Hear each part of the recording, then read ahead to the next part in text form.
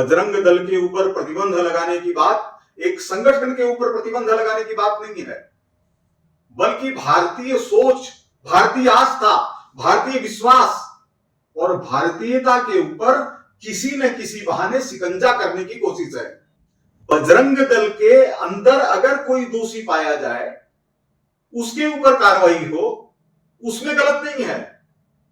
Court किसी व्यक्ति को सजा दे, उसमें गलत नहीं है। लेकिन एक संगठन के ऊपर प्रतिबंध लगाना, यह तो उसी तरह का है जैसे इमरजेंसी लगाई गई थी। इमरजेंसी के अंदर सेंसरशिप लगा दी, हजारों लोगों को जेलों में बंद कर दिया 19 महीने के लिए। आप क्या करना चाहते हैं? इसका अर्थ यह हुआ कि आप शासन में आएंगे तो इमरजेंसी लगाने की प्रवृत्तियों को लागू करेंगे। ऐसे लगता है कि कांग्रेस जानबूझ करके कर रही है, और उसका कारण है कि देश की आस्था पर खिलवाड़ करना उनको चुनाव जीतने का एक माध्यम लगता है। राजस्थान में हल्दी घाटी के ऊपर सवाल उठाया जाता है, कभी महाराणा प्रताप की श्रेष्ठता को सामने लाने की कोशिश नहीं की गई।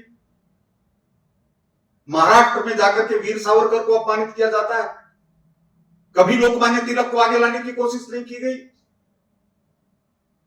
और हनुमान जी महाराज का जन्म जहां कर्नाटक से जुड़ा हुआ माना जाता है, वहां जाकर के बजरंग दल पर पाबंदी लगाने की बात की जाती है। तो यह जो ट्रेंड है, यह देश के लिए घातक है। और तब यह मन के अंदर सवाल उठता है कि आप भारतीय तरीके से सोचना ही नहीं जानते हैं। आस्था जो हृदय से पैदा होती है, क्योंकि आपके संस्कार भारतीय नहीं है, इसलिए आप लोग उसको बोल नहीं सकते, उसको समझ नहीं सकते, उसको कर नहीं सकते। तो इसलिए आस्था के ऊपर चोट पहुंचाना यह सबसे घातक है। तो इसलिए देश की जरूरत इस समय एकजुटता की है।